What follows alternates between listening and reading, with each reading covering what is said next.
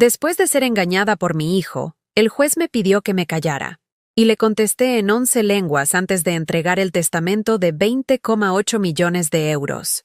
Tenía 64 años cuando descubrí que el amor de una madre puede convertirse en su mayor maldición. Hoy, yo voy a contarte algo que nunca pensé que contaría.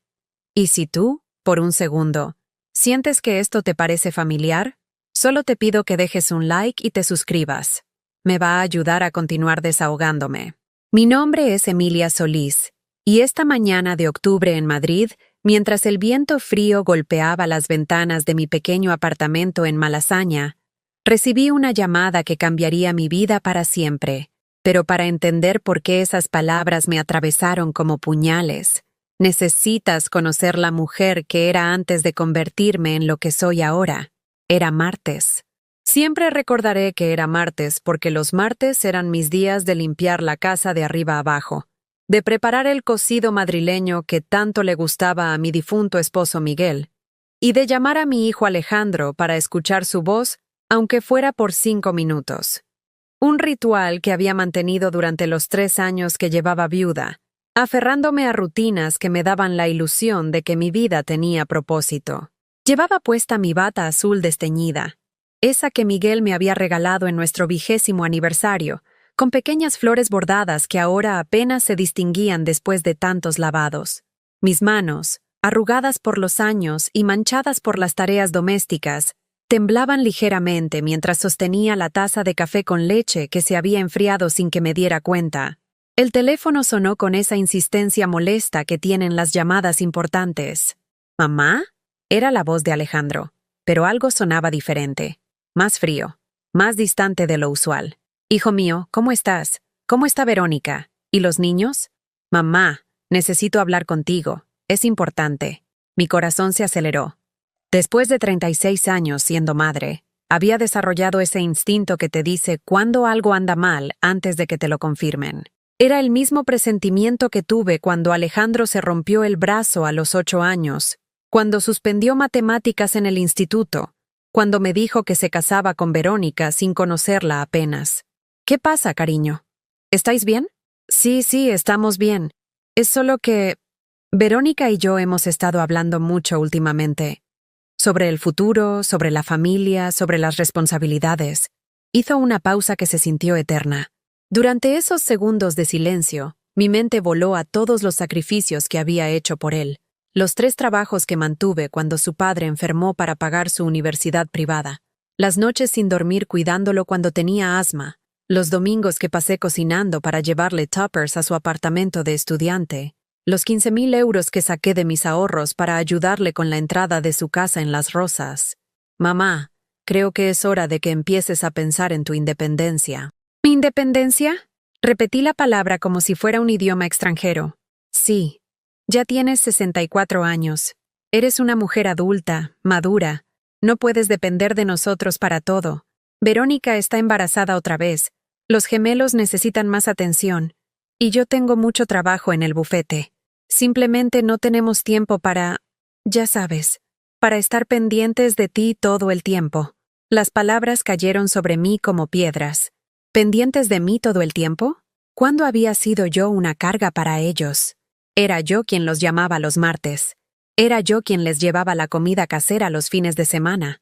Era yo quien cuidaba a los gemelos cuando ellos querían salir de fin de semana romántico. Alejandro, yo no entiendo. ¿He hecho algo malo? No, mamá, no has hecho nada malo.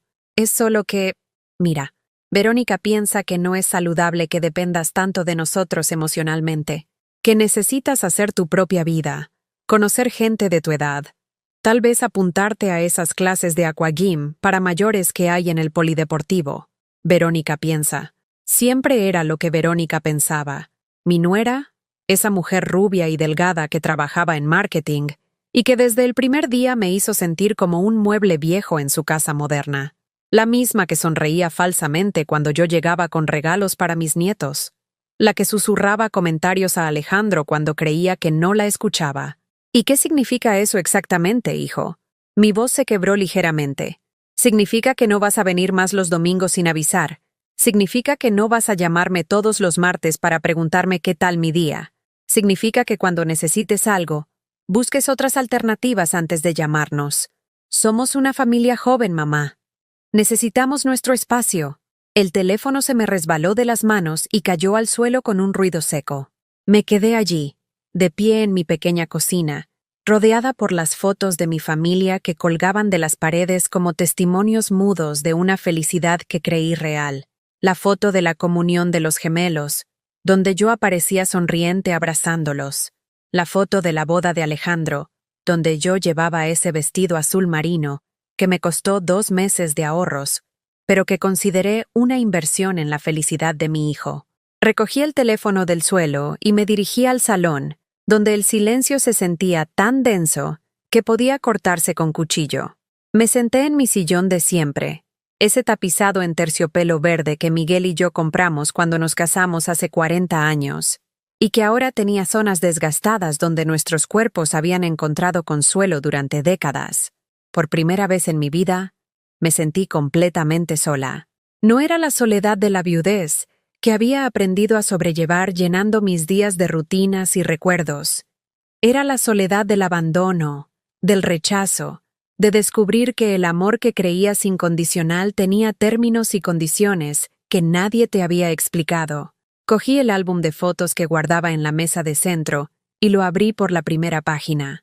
Ahí estaba Alejandro con 2 años, corriendo hacia mí en el Parque del Retiro con los brazos extendidos y esa sonrisa que derretía mi corazón. ¿En qué momento ese niño que gritaba «Mami, mami!»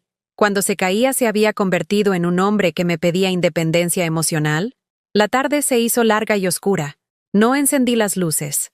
Me quedé allí, en la penumbra, sosteniéndome a mí misma mientras Madrid continuaba su rutina al otro lado de mis ventanas.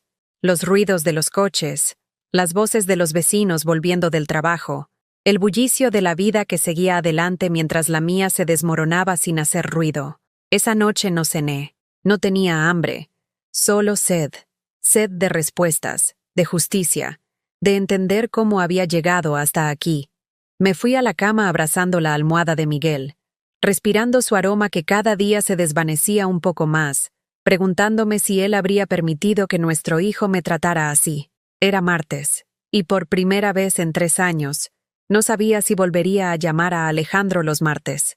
Era martes, y acababa de descubrir que el amor de madre puede convertirse en la cadena más pesada que una mujer puede cargar. Al día siguiente desperté con los ojos hinchados y un vacío en el pecho que no había sentido ni siquiera cuando Miguel murió. Al menos cuando él se fue, sabía que me había amado hasta el último suspiro, pero esto era diferente. Era el dolor de descubrir que habías construido tu vida entera sobre una mentira. Me levanté como un autómata y fui a la cocina a preparar el café. Mis manos se movían por inercia, pero mi mente volaba hacia atrás, buscando señales que había ignorado, pistas que había pasado por alto. ¿Cuánto tiempo llevaba Alejandro planificando esta conversación? ¿Cuántas veces había discutido con Verónica sobre la carga que representaba su madre?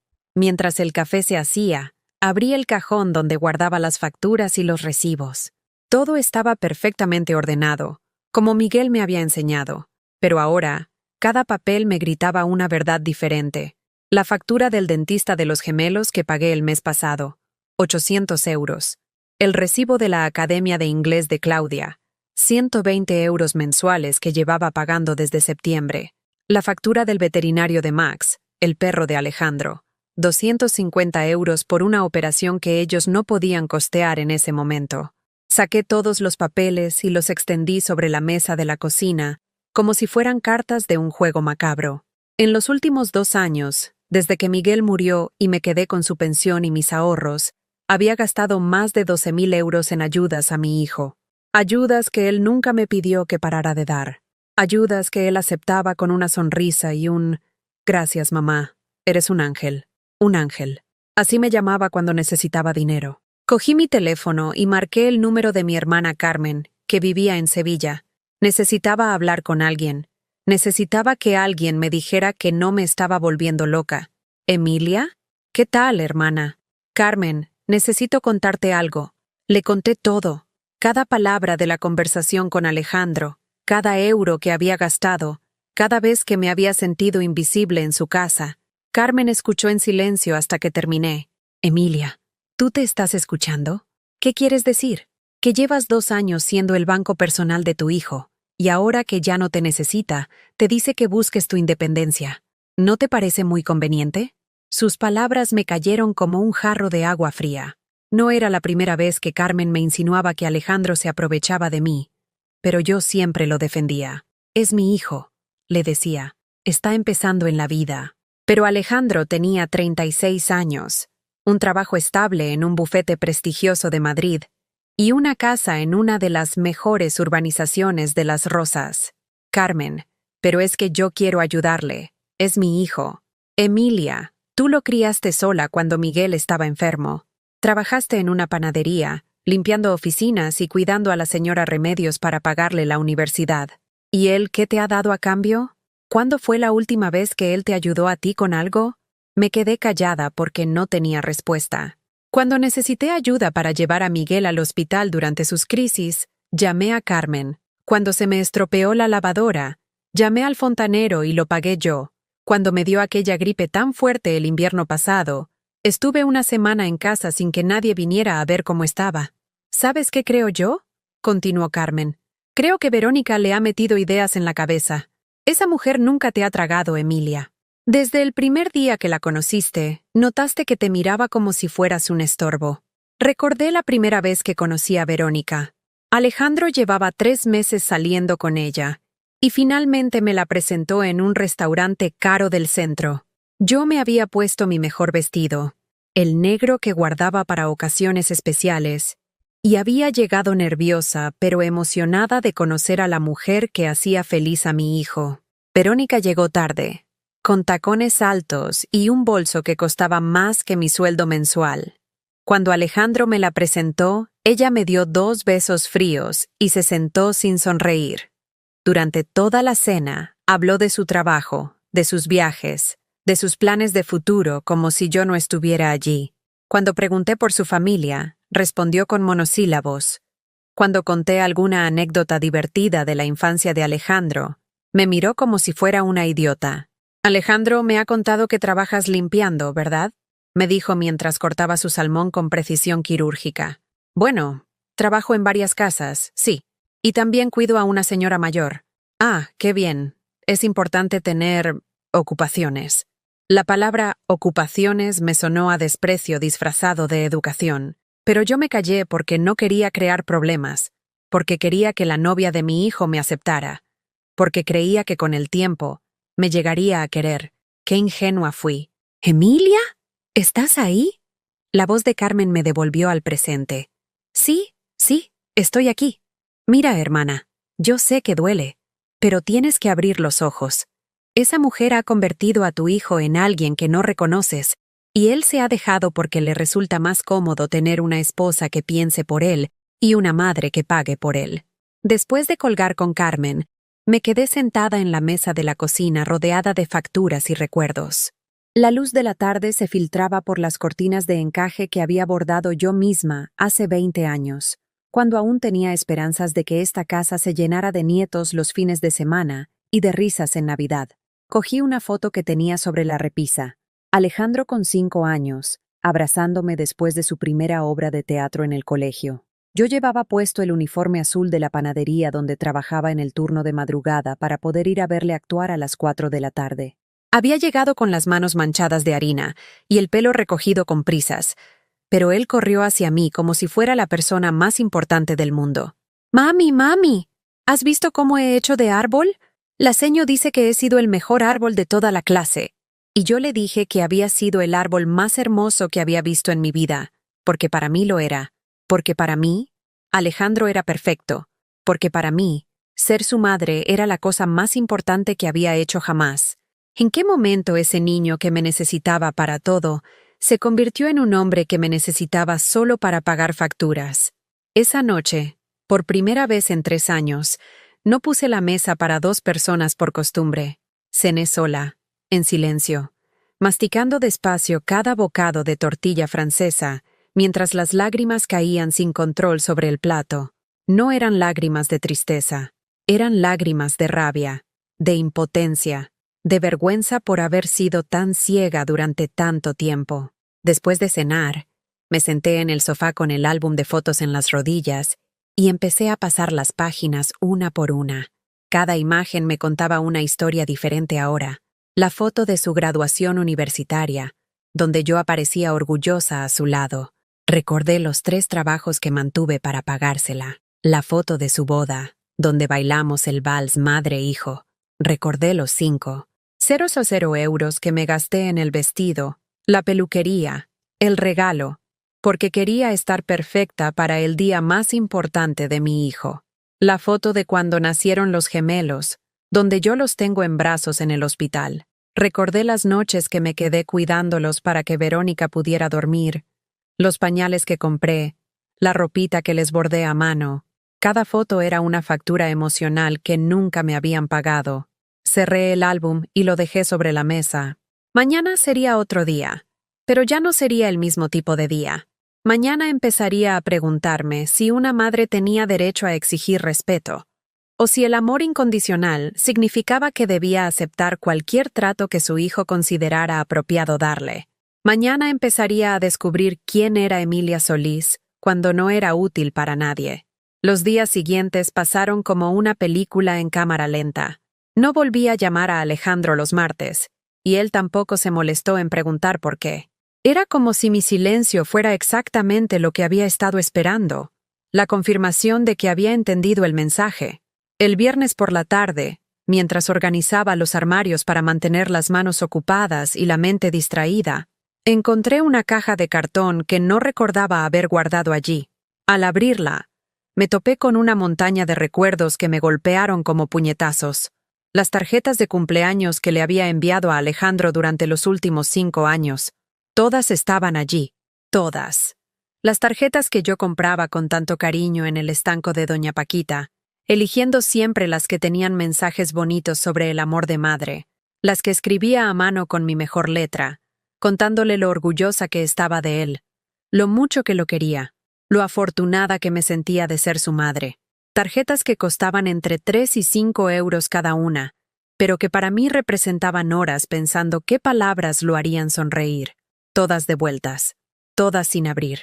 Me senté en el suelo del dormitorio, rodeada de sobres que llevaban mi letra temblorosa y direcciones que conocía de memoria, y empecé a abrirlas una por una. Era como leer cartas de amor dirigidas a un fantasma. Hijo querido, hoy cumples 34 años y sigo sin creer lo rápido que pasa el tiempo. Recuerdo cuando naciste y pensé que el mundo se había llenado de luz. Alejandro, mi niño, en tu cumpleaños 35 quiero que sepas que eres lo mejor que me ha pasado en la vida. Mi amor, 36 años y cada día me siento más orgullosa del hombre que te has convertido. Cada carta era un pedazo de mi alma que él había considerado basura. Cada palabra, escrita con amor genuino, había sido rechazada sin siquiera ser leída. Me quedé allí, en el suelo, llorando sobre papeles que olían a mi perfume barato y a esperanza rota. El teléfono sonó y por un momento pensé que sería él, que de alguna manera habría sentido mi dolor y llamaría para disculparse. Pero era Verónica. «Emilia, soy Verónica». Su voz sonaba dulce, demasiado dulce, como cuando las vendedoras te hablan bonito porque quieren que compres algo. «Hola, Verónica. Mira, he estado pensando en la conversación que tuvo Alejandro contigo el martes». Ah, claro. Habían estado hablando de mí, analizando mi reacción, planeando el siguiente paso. ¿Y qué has pensado? Pues que quizás fuimos un poco duros. Tú sabes cómo es Alejandro. A veces no encuentra las palabras adecuadas para decir las cosas. No encuentra las palabras. Como si el problema hubiera sido la forma y no el fondo. Verónica, yo solo quiero entender qué he hecho mal. No, Emilia, tú no has hecho nada malo.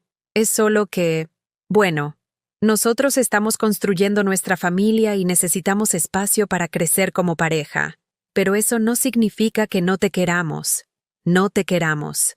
Ni siquiera podía decir, te queremos. Tenía que usar el subjuntivo, como una posibilidad, como algo que dependía de ciertas condiciones. Mira, se me ha ocurrido una idea.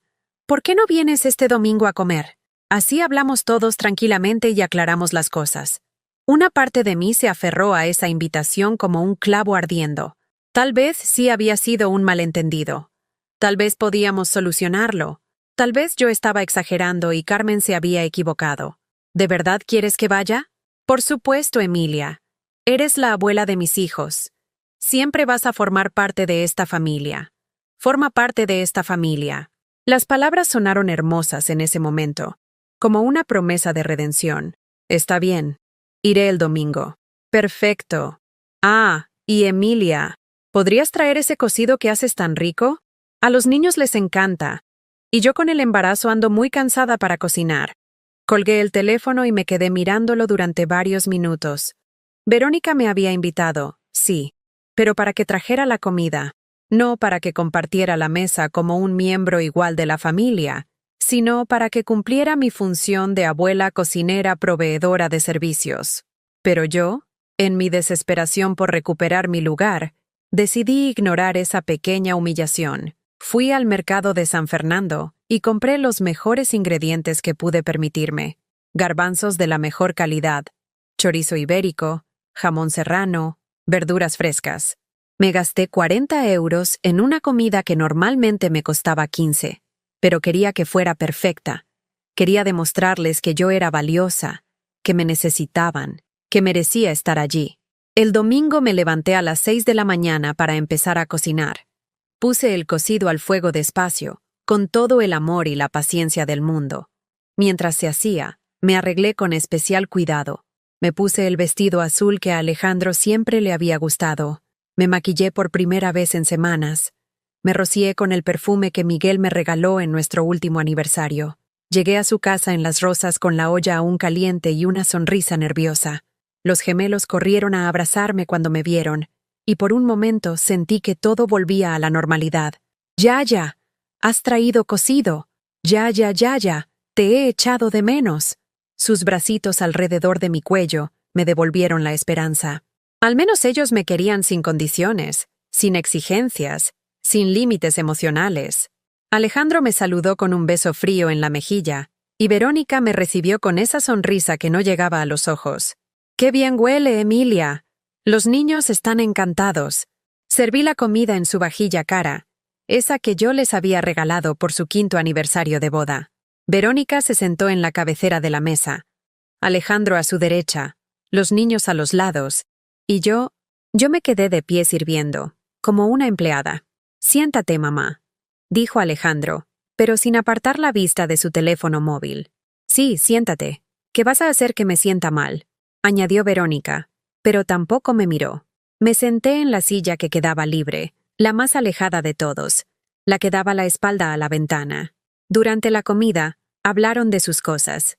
El trabajo de él, el embarazo de ella, los planes para las vacaciones de verano, la reforma del baño que querían hacer. Yo estaba allí, pero no existía.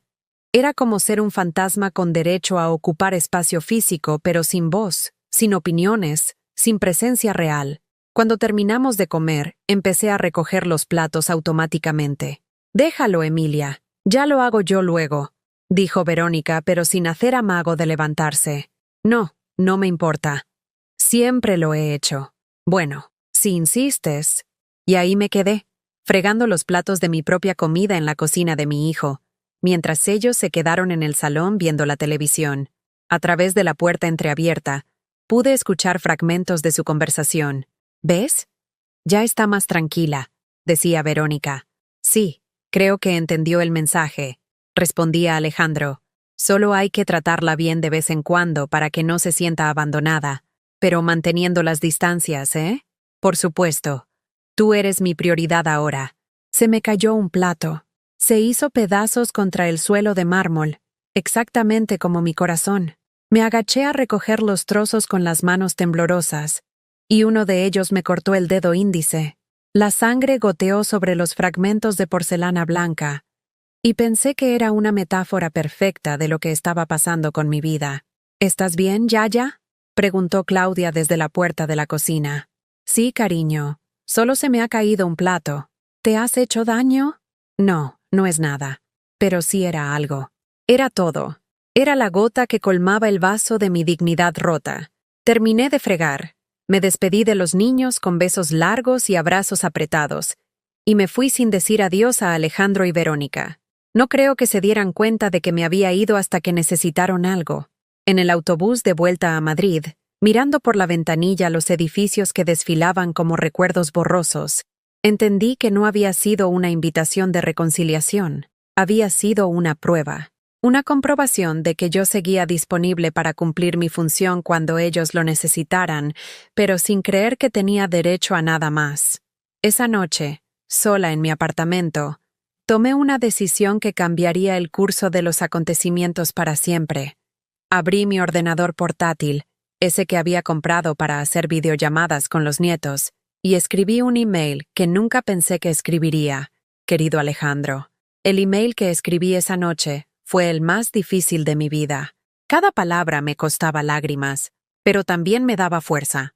Era la primera vez en 64 años que ponía por escrito lo que realmente sentía, sin filtros, sin miedo, sin la necesidad de quedar bien. Querido Alejandro, después de mucho reflexionar, he decidido cancelar todas las ayudas económicas que te he estado dando. No pagaré más las clases de inglés de Claudia, ni las facturas del veterinario de Max, ni los gastos extras que siempre surgen en tu casa. No es venganza, es dignidad. Una madre que ama de verdad también sabe cuándo parar. Emilia. Lo envié a las 3 de la madrugada y no pude dormir el resto de la noche. A las 8 de la mañana, mi teléfono empezó a sonar como si fuera una ambulancia. Era Alejandro. Su voz sonaba diferente, con esa urgencia que reservaba para las crisis reales. Mamá, ¿qué es esto del email? ¿Te has vuelto loca? Buenos días, Alejandro. ¿Has dormido bien? No me hables como si no hubiera pasado nada. ¿Qué significa eso de que no vas a ayudarnos más? Ayudarnos. Ni siquiera podía decir ayudarme. Tenía que incluir a Verónica en su victimización. Significa exactamente lo que has leído, hijo. Pero mamá, tú no puedes hacer esto. Nosotros contamos con esa ayuda. Los niños tienen sus actividades, sus clases, y vosotros tenéis vuestros sueldos para pagarlas. Pero es que no es tan fácil. ¿Sabes lo que cuesta mantener esta casa? ¿Sabes lo que pagamos de hipoteca cada mes? Sí lo sabía. Sabía exactamente cuánto pagaban porque me lo habían dicho 1000 veces para justificar por qué no podían permitirse las cosas que yo pagaba por ellos. Pero nunca les había preguntado por qué se habían comprado una casa tan cara si no podían mantenerla. Alejandro, tú tienes un buen trabajo. Verónica también trabaja. Sois una familia adulta e independiente. Ya es hora de que actuéis como tal. ¿Y esto viene por lo del domingo? ¿Porque te dije que necesitábamos espacio? El domingo. Como si mi decisión fuera una rabieta, una reacción infantil a que me hubieran regañado. Viene porque me he dado cuenta de que durante 2 años he estado pagando vuestra independencia emocional. Y eso se acaba hoy. Se hizo un silencio largo. Podía escuchar su respiración agitada al otro lado del teléfono. Mamá, creo que no te das cuenta de lo que estás haciendo. Esto puede arruinar la relación con tus nietos. Ahí estaba. La amenaza que había estado esperando. Los nietos como moneda de cambio. Como arma de chantaje emocional. ¿Me estás diciendo que no podré ver a mis nietos si no os pago las facturas? No, no estoy diciendo eso. Estoy diciendo que esto va a crear tensiones innecesarias, que los niños van a sufrir. Los niños van a sufrir porque sus padres no pueden pagarles las clases de inglés, no porque su abuela haya dejado de hacerlo. Colgué. Por primera vez en mi vida, le colgué el teléfono a mi hijo. 5 minutos después, sonó otra vez. Era Verónica. Emilia, por favor, necesitamos hablar. Hola, Verónica. Mira, sé que estás molesta por lo del domingo. Alejandro ya me ha contado lo del email. Molesta, como si fuera una niña caprichosa que había tenido un berrinche. No estoy molesta, Verónica. Estoy tomando decisiones. Pero Emilia, tienes que entender que nosotros también tenemos gastos. Con el embarazo, con los niños. No es fácil llegar a fin de mes. Entonces quizás debería plantearte volver al trabajo antes de tiempo. ¿Perdona? Has estado 8 meses de baja porque el médico te dijo que necesitabas reposo. Pero voy a tu Instagram y te veo haciendo yoga, yendo de compras, saliendo a cenar con amigas. No pareces muy enferma. El silencio al otro lado del teléfono fue sepulcral. Eso no tiene nada que ver. El estrés puede ser muy peligroso para el embarazo. El estrés de trabajar, pero no el estrés de vivir por encima de vuestras posibilidades esperando que yo lo pague. Emilia, creo que no eres consciente del daño que estás haciendo. Los niños te quieren mucho. Y si tú no uses a mis nietos, Verónica, no son vuestras cartas de chantaje. Yo no estoy chantajeando a nadie. Claro que sí. Me estás diciendo que si no pago vuestras facturas, tendré problemas para ver a mis nietos. Eso es chantaje. Eso no es lo que he dicho. Es exactamente lo que has dicho. Y ¿sabes qué, Verónica? Que por primera vez en mi vida voy a ser muy clara contigo. No me gustas. Nunca me has gustado. Desde el primer día que te conocí, noté que me despreciabas. Pero me callé porque quería que mi hijo fuera feliz. Podía escuchar su respiración entrecortada. Emilia, yo no he terminado. Durante 5 años me has tratado como a una empleada, como a alguien útil pero molesta, como a alguien que está ahí para serviros pero que no merece respeto. Y yo lo he permitido porque creía que el amor de madre era aguantar cualquier cosa. Eso no es verdad, ¿no? ¿Cuántas veces me has invitado a quedarme a cenar después de cocinar para vosotros? ¿Cuántas veces me has preguntado cómo estoy, qué necesito, si me duele algo? ¿Cuántas veces has hablado conmigo de algo que no fueran vuestros problemas? Silencio. Exacto. Ninguna. Porque para ti soy un cajero automático con patas que además cocina y hace de canguro gratis. Emilia, por favor. No, Verónica. Por favor, no. Durante 5 años he escuchado todos vuestros por favor cuando necesitabais algo. Ahora es mi turno de decir no. Colgué otra vez. Las manos me temblaban, pero no de miedo. Me temblaban de rabia, de liberación, de una extraña sensación de poder que no había sentido nunca. El teléfono siguió sonando durante toda la mañana. A veces era Alejandro, a veces Verónica. No contesté ninguna llamada, pero sí leí los mensajes de WhatsApp que empezaron a llegar como una avalancha. Mamá, por favor, reflexiona. Esto no es propio de ti. Emilia, los niños están preguntando por qué la Yaya está enfadada. Mamá, papá estaría muy decepcionado de verte así. Esa última frase me dolió como una bofetada. Usar la memoria de Miguel para manipularme era cruzar una línea que no sabía que existía. Alejandro acababa de convertirse en un extraño para mí.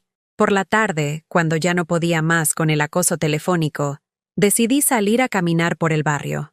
Necesitaba aire fresco, necesitaba ver gente que no me conociera, necesitaba sentirme parte del mundo otra vez. Fue en el parque de San Fernando donde me encontré con Pilar, mi antigua vecina del piso de abajo. Hacía meses que no la veía porque se había mudado a vivir con su hija después de que se le muriera el marido. Emilia, ¿qué tal, mujer? Hola, Pilar. ¿Cómo estás? Pues mira, de maravilla. ¿Sabes que me he apuntado a clases de pintura? Pilar tenía 72 años y acababa de descubrir la acuarela. Me enseñó fotos en su móvil de unos cuadros preciosos que había pintado. Flores, paisajes, retratos de sus nietos. ¿Y cómo te va viviendo con tu hija? Al principio bien, pero luego me di cuenta de que ella tiene su vida y yo la mía. Así que me busqué un pisito pequeñito cerca del centro de mayores, y ahora voy a Aqua Gym 3 veces por semana, a pintura los martes, y los jueves tengo bridge con las amigas. Me quedé mirándola. Pilar parecía 10 años más joven que la última vez que la había visto. Tenía los ojos brillantes, la piel sonrosada, una sonrisa genuina. ¿No echas de menos vivir con la familia? ¿Sabes qué te digo, Emilia? Que cuando vives para otros toda la vida, llega un momento en que te olvidas de que tú también existes. Mi hija me quiere. Mis nietos me adoran, pero ellos tienen que hacer su vida, y yo la mía. Sus palabras me calaron hondo. Pero, ¿no te sientes sola? ¿Sola? Pero si no paro. Ayer mismo conocí a un señor viudo en la clase de pintura que me ha invitado a tomar café. Se llama Aurelio y hace unas marinas preciosas. Se rió como una adolescente enamorada. Mira, Emilia, A nuestra edad ya no tenemos tiempo para vivir la vida de otros. Tenemos que vivir la nuestra antes de que se nos acabe. Cuando llegué a casa esa noche, me senté delante del espejo del dormitorio y me miré de verdad por primera vez en meses. La mujer que me devolvía la mirada tenía el pelo gris mal cortado, arrugas de preocupación, los ojos apagados de alguien que llevaba demasiado tiempo sintiéndose invisible. Pero también tenía algo nuevo en la expresión, algo que no había estado allí por la mañana. Tenía determinación. El teléfono volvió a sonar. Esta vez miré la pantalla antes de decidir si contestar. Era un número que no conocía. El número desconocido siguió sonando hasta que decidí contestar. Una voz masculina, grave y serena, se escuchó al otro lado. ¿Señora Emilia Solís? Sí, soy yo. ¿Quién es? Me llamo Gabriel Mendoza, soy abogado. Represento los intereses del señor Aurelio Vázquez Moreno. ¿Le suena este nombre? Aurelio. El hombre que Pilar había mencionado en el parque, el de las clases de pintura. Pero no entendía por qué un abogado me llamaría por él. No, no me suena. ¿Ha pasado algo? Señora Solís, ¿podríamos vernos mañana en mi despacho? Hay un asunto que necesito comentarle personalmente. Es importante. Algo en su tono me inquietó, pero también me despertó la curiosidad. Después del día que había tenido, cualquier distracción era bienvenida. ¿Puede adelantarme de qué se trata? Prefiero explicárselo en persona. ¿Le viene bien mañana a las 5 de la tarde? Estoy en la calle Alcalá, número 47. Anoté la dirección en un papel arrugado y, no sé por qué, acepté. Tal vez porque después de años de no tomar ninguna decisión por mí misma, empezaba a sentir la necesidad de decir sí a cosas que no entendía completamente. Esa noche dormí mejor que en semanas. Por primera vez en mucho tiempo, no me quedé despierta esperando mensajes de Alejandro o planificando formas de solucionar sus problemas. Mi teléfono estaba en silencio por decisión propia, y esa sensación de control sobre mi propia vida era embriagadora. Al día siguiente me arreglé con más cuidado del habitual. Me puse el traje azul marino que había comprado para el funeral de Miguel, pero que apenas había usado porque me parecía demasiado elegante para mi vida cotidiana. Me maquillé, me peiné con esmero, y por primera vez en meses, me gustó lo que vi en el espejo. El despacho del abogado estaba en un edificio señorial del centro de Madrid, con ascensor de hierro forjado y suelos de mármol que reflejaban mis pasos nerviosos. Gabriel Mendoza era un hombre de unos 50 años, pelo canoso perfectamente peinado, traje impecable y una sonrisa amable que me tranquilizó inmediatamente. Señora Solís, gracias por venir. Por favor, tome asiento. Señor Mendoza, sigo sin entender por qué me ha llamado. El señor Aurelio Vázquez Moreno falleció hace 3 días. Me quedé helada. No conocía a ese hombre, pero la muerte siempre me afectaba de forma especial desde que perdí a Miguel. Lo siento mucho, pero no entiendo qué tengo que ver yo con... Señora Solís, el señor Vázquez la ha nombrado heredera universal de su patrimonio. Las palabras se quedaron flotando en el aire como si hubieran sido dichas en un idioma extranjero. Heredera universal. Patrimonio. Un hombre que no conocía. Perdón, ¿cómo dice? Ha heredado usted todo lo que poseía el señor Vázquez. Una cantidad considerable, debo decirle. Pero eso es imposible. Yo no conozco a ningún Aurelio Vázquez. Gabriel Mendoza abrió una carpeta y sacó varios documentos. Entre ellos, había una fotografía en blanco y negro de un hombre joven en uniforme militar. ¿Reconoce a esta persona? Cogí la foto con manos temblorosas. El rostro me resultaba familiar, pero no conseguía ubicarlo. Era un hombre guapo, de ojos claros, sonrisa tímida. No, no estoy segura. El señor Vázquez tenía un nombre de pila diferente en su juventud. Se llamaba Aurelio Gabriel Moreno Vázquez, pero todos le conocían por su segundo nombre. Gabriel. Gabriel. El corazón se me detuvo. Gabriel. Mi primer novio. El amor de juventud que perdí cuando él se fue a hacer la mili, y yo me casé con Miguel. Gabriel, que me escribía cartas desde el cuartel prometiendo que volveríamos a estar juntos. Gabriel, que desapareció de mi vida hace más de 40 años. Dios mío, por lo que veo, ya le ha reconocido. Pero, ¿cómo? ¿Por qué? Han pasado décadas sin que tuviéramos contacto. Gabriel Mendoza me entregó un sobre lacrado con mi nombre escrito en una caligrafía que reconocí inmediatamente, aunque estuviera temblorosa por la edad. El señor Vázquez me pidió que le entregara esto en mano si algo le pasaba. Abrí el sobre con dedos torpes. Dentro había 3 hojas escritas a mano con esa letra que había conocido tan bien en mi juventud. Mi querida Emilia, si estás leyendo esto es porque ya no estoy en este mundo. Pero quiero que sepas que no ha pasado un solo día en estos 43 años sin que pensara en ti. Cuando volví de la mili, fui a buscarte y me dijeron que te habías casado. Entendí que habías elegido la estabilidad que yo no podía ofrecerte entonces. No te guardé rencor. Al contrario, esperé que fueras muy feliz. Durante todos estos años he trabajado duro, he construido un patrimonio considerable, pero nunca me casé. Nunca encontré a nadie que me hiciera sentir lo que sentía contigo cuando teníamos 20 años. Hace unos meses, el destino quiso que coincidiéramos en las clases de pintura del centro de mayores.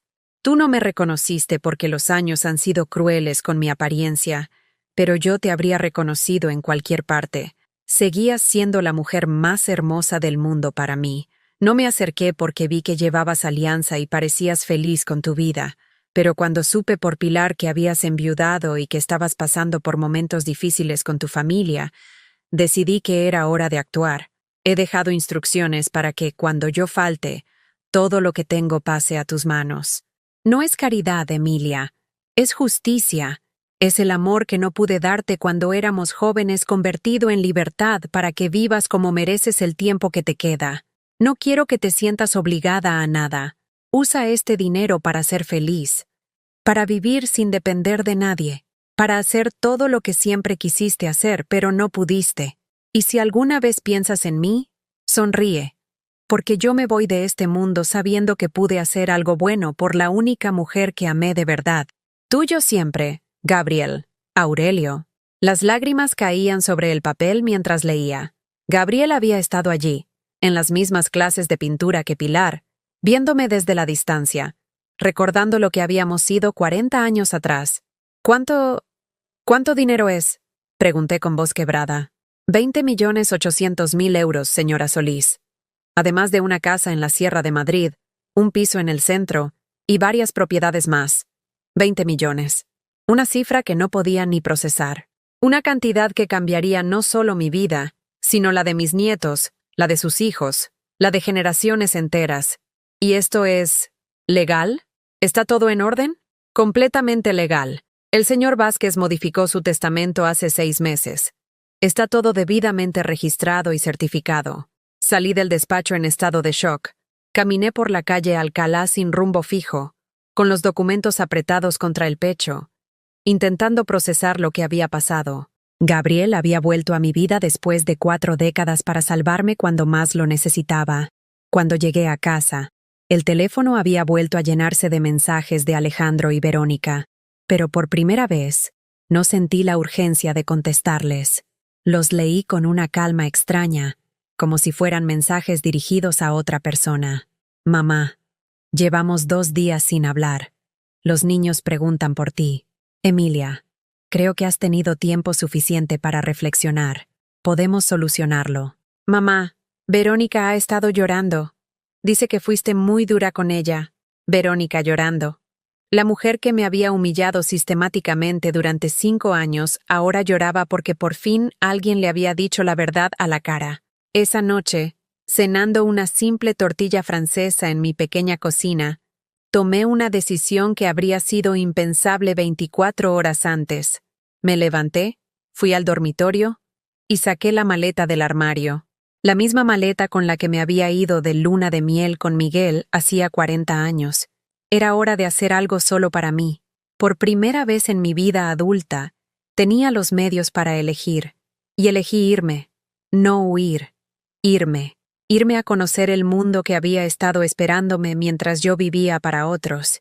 Irme a descubrir quién era Emilia cuando no era la madre de, la viuda de, la abuela de, simplemente Emilia. Cogí el teléfono y llamé a una agencia de viajes que había visto anunciada en el periódico. Una voz amable me atendió. Buenos días. Me gustaría reservar un viaje. Algo largo, a algún sitio bonito. ¿Tiene algún destino en mente, señora? Miré por la ventana. El atardecer teñía Madrid de colores naranjas y rosas. Sí, quiero ir a todos los sitios donde nunca he estado. Disculpe, quiero hacer la vuelta al mundo. Y quiero empezar mañana. No llegué a hacer esa vuelta al mundo. Al menos no todavía. Porque al día siguiente, cuando estaba guardando mi ropa en la maleta con una emoción que no había sentido en décadas, sonó el timbre de casa con una insistencia que prometía problemas. Era Alejandro. Venía solo, sin Verónica, con esa cara de niño que ponía cuando había hecho algo malo y necesitaba que su madre lo perdonara. Pero ya no era un niño. Y yo ya no era la misma madre de la semana pasada. Mamá, ¿podemos hablar? ¿Qué quieres, Alejandro? He venido a disculparme. Verónica y yo hemos hablado mucho estos días y nos hemos dado cuenta de que hemos sido injustos contigo. Injustos. ¿Qué palabra tan suave para describir años de manipulación y humillación? ¿Y qué te ha hecho cambiar de opinión tan de repente? Bueno, es que los niños llevan 3 días preguntando por ti. Claudia ha llorado todas las noches porque dice que la Yaya está enfadada con ella. Ahí estaba otra vez. Usar el dolor de los niños como arma de guerra emocional. Los niños no tienen la culpa de las decisiones de sus padres, Alejandro.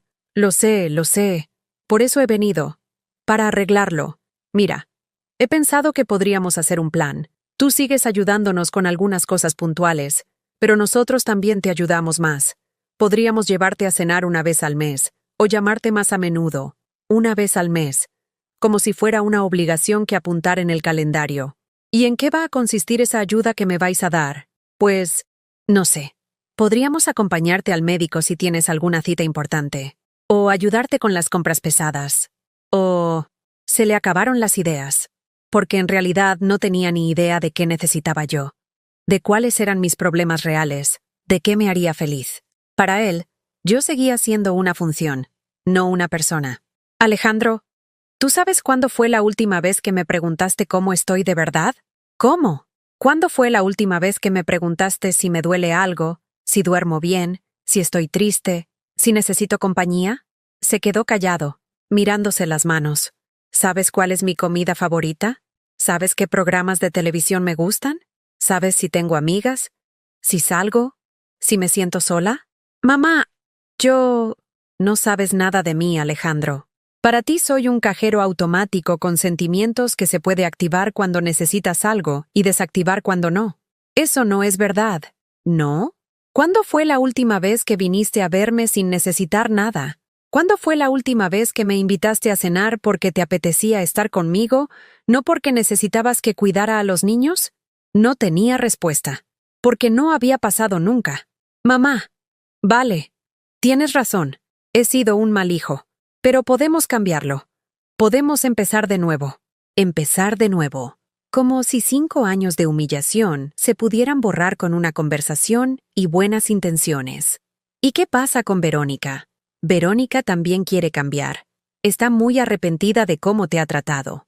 ¿Tan arrepentida que no ha venido a pedirme perdón ella misma? Es que está en reposo. El médico le ha dicho que no puede hacer esfuerzos. Claro, Verónica podía ir de compras, hacer yoga y salir con amigas, pero no podía hacer el esfuerzo de disculparse conmigo. Alejandro, aprecio que hayas venido. De verdad. Pero las cosas no pueden seguir igual. Lo sé, mamá. Por eso quiero que hablemos de cómo vamos a hacerlo diferente. En ese momento, mi móvil sonó. Era Gabriel Mendoza, el abogado. Miré a Alejandro. Perdona un momento, tengo que contestar. Señora Solís, buenos días. Solo quería confirmarle que los papeles están listos. ¿Cuándo podría venir a firmar la documentación de la transferencia? ¿La transferencia? ¿Sí? De los 20.800.000 euros. Necesitamos que venga a formalizar la herencia. Hablé en voz normal, sin intentar ocultar nada. Alejandro me miraba con los ojos como platos. Ah, sí, perfecto. Puedo ir esta tarde si le parece bien. Excelente. Y señora Solís, ¿ha pensado ya qué va a hacer con las propiedades? La casa de la sierra es preciosa, perfecta para retirarse. Aún no lo he decidido. Hablamos esta tarde.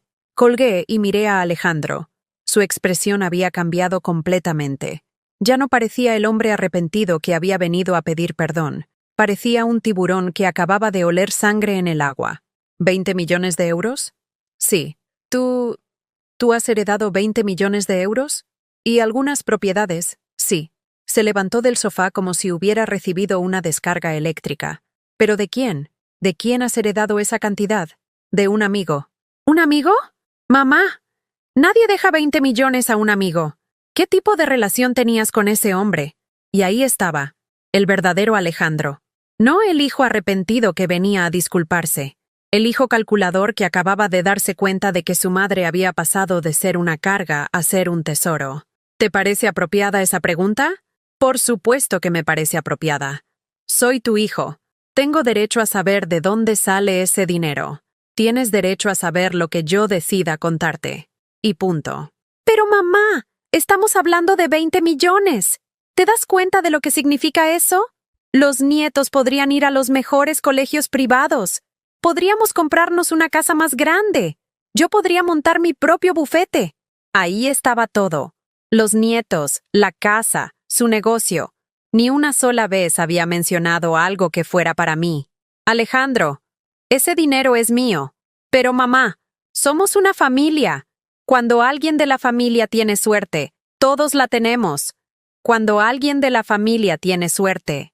No cuando alguien de la familia hereda el amor de toda una vida de un hombre que la amó en silencio durante 4 décadas. Suerte. ¿Ah, sí? Y cuando tú tuviste suerte y conseguiste el trabajo en el bufete, compartiste conmigo tu subida de sueldo. Eso es diferente. ¿Diferente por qué? Porque yo me lo gané trabajando. ¿Y tú crees que yo no me he ganado esto? ¿Crees que alguien deja una herencia así por casualidad? El teléfono volvió a sonar. Esta vez era Verónica. Alejandro me miró expectante. ¿Emilia? Dios mío, Alejandro acaba de llamarme. ¿Es verdad lo de la herencia? Hola, Verónica. Sí, es verdad. ¡Qué maravillosa noticia! Estamos tan contentos por ti. Mira, he estado pensando, y creo que deberíamos celebrarlo todos juntos. ¿Por qué no vienes a cenar el domingo? Podríamos hablar de cómo invertir mejor ese dinero. ¿Cómo invertir? Ya tenía planes para mi dinero. Verónica, el domingo no puedo. Voy a estar ocupada. ¿Ocupada? ¿En qué? Buscando casa nueva. ¿Casa nueva? Pero si puedes comprarte la casa que quieras. Podrías comprarte algo cerca de nosotros. Hay unas urbanizaciones preciosas por aquí. Podrías estar más cerca de los nietos. Más cerca de vosotros, querrás decir. Verónica, no voy a comprarme nada cerca de vosotros. ¿Cómo? ¿Por qué? Porque necesito espacio. El mismo espacio que vosotros me pedisteis que os diera. Se hizo un silencio tenso. Emilia, creo que hay un malentendido. Lo que pasó la semana pasada. Nosotros estábamos estresados. Dijimos cosas que no queríamos decir. Dijisteis exactamente lo que queríais decir. Y yo os escuché. Muy claro. Pero las circunstancias han cambiado. Sí, las circunstancias habían cambiado. Ahora yo tenía 20 millones de euros y ellos me necesitaban más que nunca. Las circunstancias han cambiado para mí, Verónica. Pero mis sentimientos siguen siendo los mismos. Emilia, no puedes hablarnos así. Somos tu familia. Sois mi familia cuando necesitáis algo. El resto del tiempo, soy un estorbo que necesita independencia emocional. Eso no es verdad, ¿no? Alejandro, dile a tu mujer cuándo fue la última vez que me invitaron a cenar sin que fuera yo quien llevara la comida. Alejandro se removió incómodo en el sofá. Díselo, Verónica. Cuéntale cuándo fue la última vez que me preguntaste cómo estaba sin necesitar que cuidara a los niños o pagara algo. El silencio fue ensordecedor. Exacto. Nunca. Pero ahora, mágicamente, soy parte de la familia otra vez. ¡Qué casualidad! Emilia, no seas injusta. ¿Injusta? Verónica, durante 5 años he aguantado tu desprecio, tus humillaciones, tu manera de tratarme como si fuera una empleada. He pagado vuestras facturas, he cuidado vuestros hijos, he cocinado para vosotros, y a cambio he recibido migajas de cariño cuando os convenía dármelas. Eso no es verdad, ¿no? ¿Quieres que te lea los mensajes que me has enviado durante estos días? ¿Los que decían que necesitaba buscar mi independencia? ¿Los que sugerían que me apuntara a Aqua Gym para mayores? Colgué el teléfono y miré a Alejandro. que seguía sentado en mi sofá con la boca abierta. Márchate. ¿Qué? Que te vayas de mi casa. Ahora. Pero mamá, tenemos que hablar de esto. No, Alejandro. No tenemos que hablar de nada. Tú viniste aquí a pedirme perdón, pero en cuanto supiste lo de la herencia, se te olvidó todo lo que venías a decir. Ahora solo te interesa el dinero. Eso no es verdad. Claro que sí. Y sabes qué te digo, que os vais a llevar una sorpresa muy grande. Después de que Alejandro se fuera dando un portazo que hizo temblar toda la casa, me quedé sentada en el sofá respirando profundamente. Por primera vez en mi vida adulta, había echado de mi casa a mi propio hijo. Y por primera vez me sentía completamente en paz con una decisión así de drástica. Esa tarde fui al despacho de Gabriel Mendoza para firmar todos los papeles. Cuando salí de allí, ya no era la Emilia Solís que había entrado. Era una mujer con 20.800.000 euros, propietaria de 4 inmuebles, y por primera vez en décadas, dueña absoluta de su propio destino. Mi primera parada fue la peluquería más elegante que encontré en la calle Serrano. Me gasté 200 euros en un corte moderno, mechas que disimularon las canas, y un tratamiento facial que me hizo sentir como una reina. Cuando me vi en el espejo, casi no me reconocí. Los ojos me brillaban de una forma que no había visto desde mis 20 años. Después fui de compras. No a las rebajas de El Corte Inglés como hacía siempre, sino a esas boutiques por las que siempre había pasado mirando los escaparates sin atreverme a entrar. Me compré vestidos que realzaban mi figura, zapatos cómodos pero elegantes, un abrigo de cachemira que costaba más que 2 meses de mi antigua pensión. Por la noche, cenando en un restaurante que tenía estrella Michelin, hice una lista mental de todo lo que quería hacer con mi nueva vida. Viajar, por supuesto. Conocer París, Roma, Londres, todos esos lugares que había visto en películas pero que nunca pensé que podría visitar. Aprender idiomas. Tal vez comprarme un piano y retomar las clases que había dejado cuando me casé con Miguel. Pero sobre todo, quería ayudar. Quería usar ese dinero para hacer algo bueno, algo que Gabriel habría aprobado. Tenía una idea que había estado germinando en mi mente desde que Pilar me contó su historia de renacimiento a los 72 años. Al día siguiente, contraté a una empresa de mudanzas para vaciar completamente mi apartamento. No me llevé nada que me recordara a mi antigua vida, excepto las fotos de mis nietos y algunas joyas que habían sido de mi madre. Todo lo demás lo doné a Cáritas. Me mudé temporalmente a un hotel de 5 estrellas en el centro de Madrid mientras buscaba la casa perfecta. Quería algo con jardín, con luz, con espacio para vivir y también para recibir gente. No para mi familia. Ellos ya habían demostrado que solo me querían cuando les convenía, sino para otras mujeres que quizás estuvieran pasando por lo que yo había pasado. Durante la semana que estuve en el hotel, Alejandro y Verónica me bombardearon con llamadas, mensajes, emails, incluso aparecieron en el hotel, pero yo había dado instrucciones claras en recepción. No quería recibir visitas no anunciadas. Los mensajes fueron evolucionando día a día. Primero fueron suplicantes. Mamá, por favor, hablemos como adultos. Emilia, los niños no entienden por qué la Yaya no viene a verlos. Después se volvieron manipuladores. Papá estaría muy triste de verte así. ¿Qué va a pensar la gente cuando se enteren de cómo tratas a tu propia familia? Y finalmente, agresivos. Mamá, ese dinero también es nuestro por derecho. Somos tus herederos legales. Emilia, consulta con un abogado. Puede que esa herencia no sea tan legal como parece. Ese último mensaje me decidió a hacer algo que llevaba planificando desde hacía días. Llamé a Gabriel Mendoza. Señor Mendoza, quiero cambiar mi testamento. Por supuesto, señora Solís. ¿Qué cambios desea hacer? Quiero desheredar completamente a mi hijo. Hubo un silencio al otro lado del teléfono. ¿Está usted segura? Es una decisión muy seria y podría ser impugnada. Estoy completamente segura y quiero que quede muy claro por qué lo hago. 2 días después, firmé mi nuevo testamento en presencia de 3 testigos. Era un documento detallado que explicaba exactamente por qué tomaba esa decisión, con fechas, ejemplos específicos y una explicación clara de años de maltrato emocional y manipulación económica. La mayor parte de mi herencia iría a crear una fundación para mujeres mayores que hubieran sido abandonadas o maltratadas por sus familias. Habría residencias dignas, programas de reinvención personal, clases de arte, viajes organizados y apoyo psicológico. Se llamaría Fundación Gabriel, en honor al hombre que me había devuelto la libertad. Una pequeña parte, 5 millones, los reservé para mis nietos, pero en un fondo fiduciario al que solo podrían acceder cuando cumplieran 25 años, y únicamente si demostraban que habían mantenido una relación conmigo, independientemente de las decisiones de sus padres.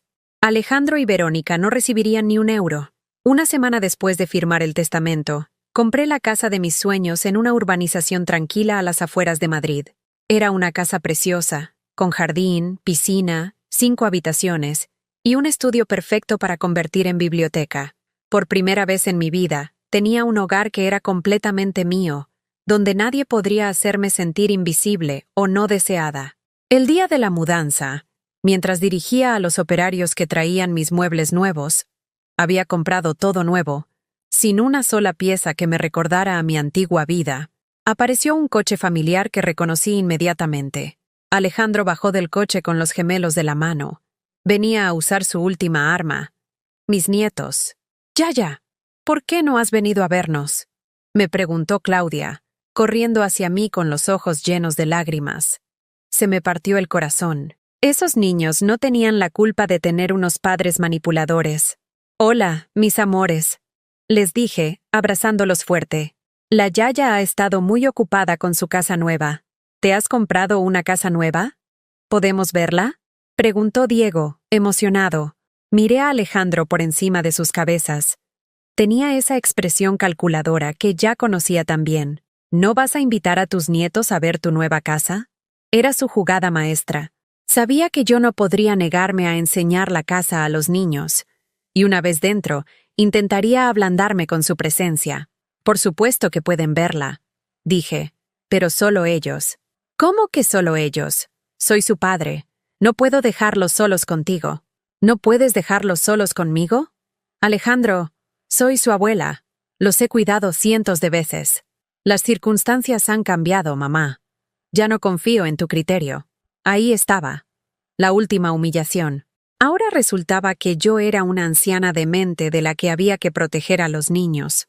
Está bien, dije con una calma que me sorprendió a mí misma. Entonces podéis iros todos. ¿Cómo? Que os vayáis.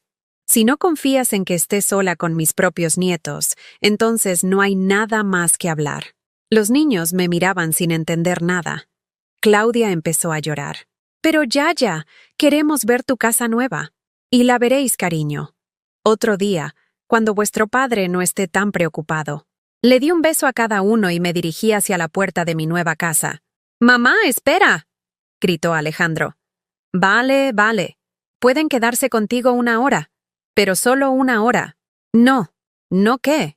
No van a quedarse 1 hora conmigo. Van a quedarse el tiempo que quieran. Y tú te vas a ir ahora mismo. No puedo dejarlos aquí si no confío en ti. Entonces llévatelos. Los niños empezaron a llorar los dos. Claudia se aferró a mi pierna. No queremos irnos. Queremos quedarnos con la Yaya. Alejandro se quedó paralizado. No había contado con que los niños eligieran quedarse conmigo. Está bien, dijo finalmente. 1 hora. Y no les llenes la cabeza de tonterías. Se fue, y yo me quedé con mis nietos en mi nueva casa. Les enseñé cada habitación. Les expliqué que ahora tenían una habitación solo para ellos cuando vinieran a visitarme, con literas y una zona de juegos. Les enseñé el jardín, donde había mandado instalar un columpio y un tobogán. Yaya, ¿por qué papá dice que estás enfadada con él?, me preguntó Diego mientras empujaba a su hermana en el columpio. No estoy enfadada, cariño. Solo estoy aprendiendo a decir que no cuando alguien no me trata bien. ¿Papá no te trata bien? A veces no, Diego. Pero eso no significa que no lo quiera. Solo significa que también tengo que quererme a mí misma. Claudia paró de columpiarse y me miró con esos ojos grandes que me recordaban tanto a Alejandro cuando era pequeño. Ya, ¿nosotros te tratamos bien? Vosotros me tratáis de maravilla, mi amor. Sois lo mejor de mi vida. Entonces, ¿podemos seguir viniendo a verte? Siempre. Siempre que queráis. Esta casa también es vuestra casa. Cuando Alejandro volvió una hora después, los niños estaban eufóricos contándole todo lo que habían visto. Él me miró con una expresión que no supe interpretar. Mamá, tenemos que hablar. No, Alejandro. No tenemos que hablar de nada. Si quieres que los niños me vean, me los traes y te vas. Si quieres hablar de dinero, habla con mi abogado. ¿Tu abogado? Sí. Gabriel Mendoza. Él se encarga de todos mis asuntos ahora. Me di la vuelta y entré en mi casa, cerrando la puerta suavemente pero con firmeza. Era mi casa, mis reglas, mi vida. Por la ventana, vi cómo Alejandro se quedaba parado delante de la puerta durante varios minutos, como si no pudiera creer lo que acababa de pasar. Finalmente, se fue. Y yo, por primera vez en 64 años, me sentí completamente libre. 8 meses después de cerrar la puerta de mi nueva casa en las narices de Alejandro, estoy sentada en la terraza de mi estudio escribiendo estas líneas mientras el sol se pone sobre mi jardín. Han sido los 8 meses más plenos de mi vida adulta. La Fundación Gabriel abrió sus puertas hace 3 meses. Tenemos ya 12 mujeres residentes, todas ellas mayores de 60 años que habían sido abandonadas o maltratadas emocionalmente por sus familias. Hay María José, de 68 años, cuya hija la echó de casa para quedarse con su apartamento.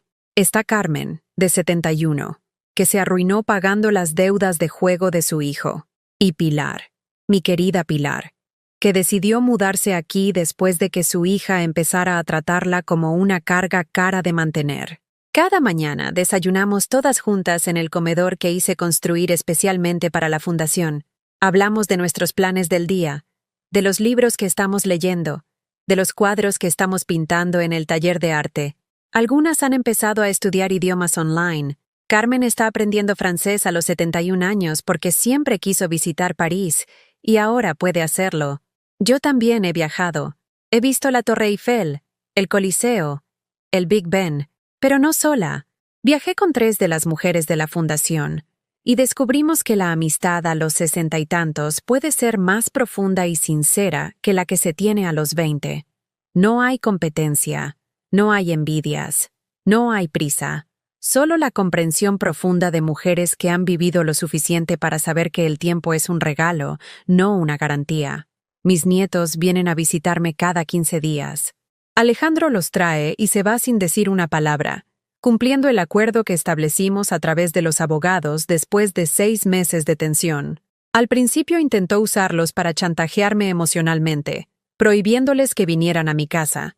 Pero cuando sus propios hijos empezaron a hacer preguntas incómodas sobre por qué no podían ver a la yaya que tenía piscina y tobogán, se vio forzado a ceder. Claudia y Diego vienen corriendo cada vez que llegan.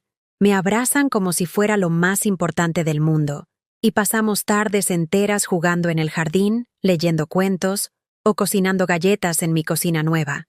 Les he enseñado a tocar el piano. Sí, me compré un piano de cola precioso, blanco como las nubes, solo porque siempre quise tenerlo. También les estoy enseñando francés básico, porque el año que viene quiero llevarlos conmigo a Disneyland París. Con ellos no hablo mal de sus padres.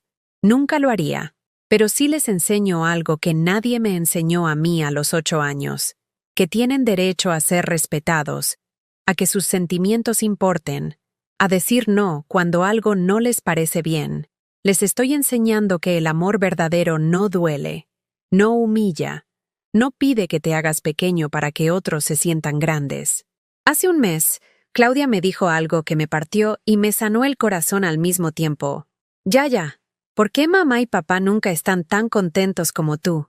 ¿Qué quieres decir, mi amor? Pues que tú siempre sonríes de verdad. Y ellos sonríen, pero por los ojos parece que están preocupados.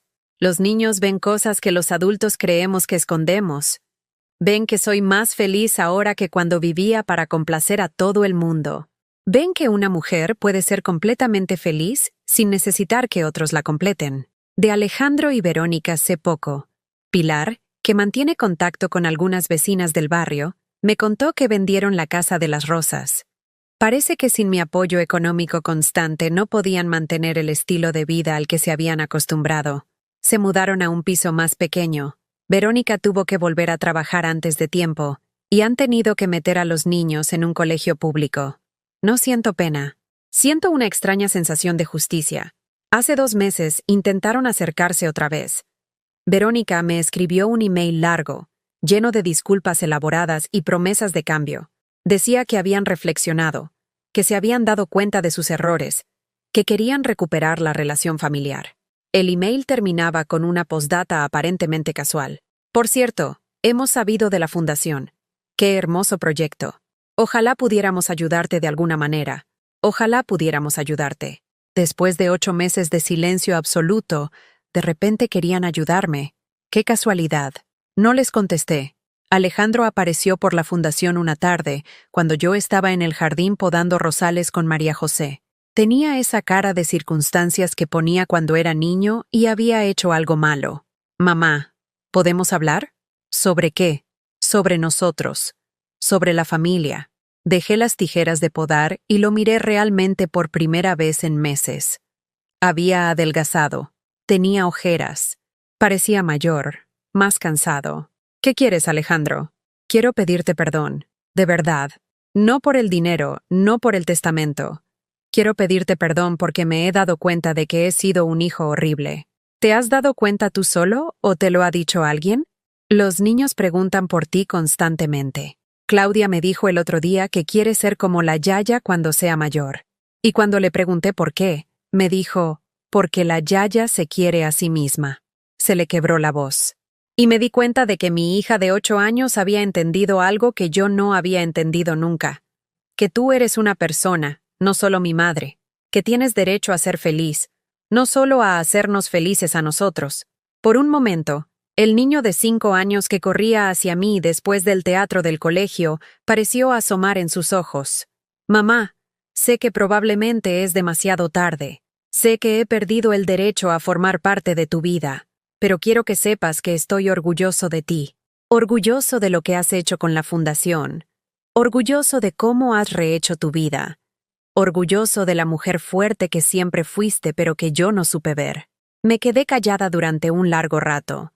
Una parte de mí, la madre que había sido durante 36 años, quería abrazarlo y perdonarlo y volver a ser una familia. Pero la mujer que había aprendido a conocerse durante estos 8 meses, sabía que el perdón no significaba volver a lo mismo de siempre. Alejandro, aprecio que hayas venido a decirme esto. ¿Y? Y nada más. Aprecio que lo hayas dicho. No hay posibilidad de... ¿De qué? De empezar otra vez. De hacer las cosas bien esta vez. Lo miré con cariño pero también con firmeza. Alejandro, tú me perdiste el día que decidiste que era más fácil complacer a tu mujer que respetar a tu madre. Me perdiste el día que elegiste verme como una obligación en lugar de como una bendición. Me perdiste cuando descubriste que tenía dinero y lo único que se te ocurrió preguntar fue cómo podías beneficiarte de él. Pero, ¿puedo cambiar? Puede ser. Pero yo ya no necesito que cambies para ser feliz. Ya no necesito que me quieras para saber que tengo valor. Ya no necesito que me respetes para respetarme a mí misma. Se quedó callado, asimilando mis palabras. ¿Eso significa que nunca podré recuperarte? ¿Significa que la madre que conocías, la que vivía para complacerte, esa mujer ya no existe? En su lugar hay una mujer que se quiere a sí misma, que tiene su propia vida, sus propios proyectos, sus propias alegrías. Si algún día quieres conocer a esa nueva mujer, será bienvenido, pero tendrá que ser respetando quien soy ahora, no intentando convertirme en quien era antes. Se fue con lágrimas en los ojos. No sé si las entendí como dolor genuino o como frustración, porque sus disculpas no habían funcionado como esperaba. Anoche, mientras cenaba sola en mi terraza, una cena que preparé para mí, con ingredientes que elegí porque me gustaban, no porque fueran baratos o prácticos, reflexioné sobre estos 8 meses. He aprendido que el amor propio no es egoísmo, es supervivencia. He aprendido que cuando dejas de vivir para otros, no te quedas sola, te quedas contigo misma. Y resulta que soy muy buena compañía. He aprendido que nunca es demasiado tarde para empezar de nuevo. para descubrir quién eres cuando nadie te necesita para nada. He aprendido que la libertad no es hacer lo que quieres, es no tener que hacer lo que no quieres. Mañana cumplimos en la fundación 4 meses funcionando. Vamos a celebrarlo con una fiesta en el jardín. Vendrán amigas que he hecho en estos meses. Mujeres extraordinarias que como yo descubrieron que la tercera edad puede ser la mejor edad si tienes el valor de vivirla para ti misma. Esta noche, antes de acostarme, escribiré una carta más. No para Alejandro, no para Verónica, para Gabriel, mi Gabriel, que está en algún lugar del universo sabiendo que su último regalo de amor me devolvió la vida que yo misma había enterrado bajo capas de sacrificio y abnegación. Gracias, amor mío, por recordarme que soy digna de ser amada, sobre todo por mí misma. Ahora te pregunto a ti que me has escuchado hasta aquí, ¿has vivido alguna vez algo parecido? ¿Conoces a alguien que haya pasado por esta situación de ser invisible para su propia familia? Cuéntamelo en los comentarios. Si esta historia te ha llegado al corazón, dale like y suscríbete para que este mensaje llegue a alguien que necesita escucharlo. Porque hay miles de mujeres ahí fuera que necesitan saber que nunca es demasiado tarde para empezar a quererse a sí mismas.